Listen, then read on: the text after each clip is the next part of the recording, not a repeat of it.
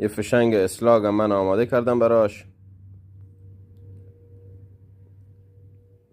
بریم یه شلیکی داشته باشیم ببینیم چجوریه.